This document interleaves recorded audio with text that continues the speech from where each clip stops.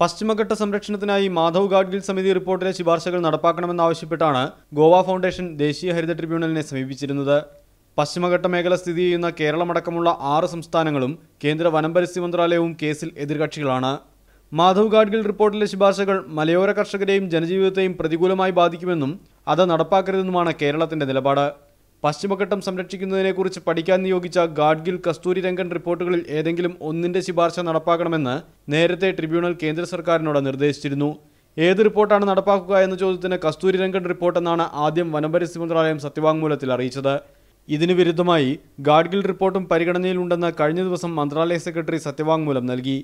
പുതിയ വിജ്ഞാപനം ഇറക്കുന്നതുവരെ പരിസ്ഥിതിലോല പ്രദേശങ്ങൾ സംരക്ഷിക്കണമെന്നും പ്രദേശങ്ങൾ ഏതൊക്കെയെന്ന് മന്ത്രാലയത്തിന് തീരുമാനിക്കാമെന്നും ട്രിബ്യൂണൽ പറഞ്ഞിട്ടുണ്ട്. ഗാഡ്ഗിൽ റിപ്പോർട്ടിൽ പരാമർശിച്ച പ്രദേശങ്ങൾ പൂർണ്ണമായും പരിസ്ഥിതിലോല പ്രദേശങ്ങളല്ലെന്ന് വിശദീകരിക്കുന്ന പഠന റിപ്പോർട്ട് കേരളം നേരത്തെ വനം പരിസ്ഥിതി മന്ത്രാലയത്തിന് കൈമാറിയിട്ടുണ്ട്. മീഡിയ 1, ഡൽഹി.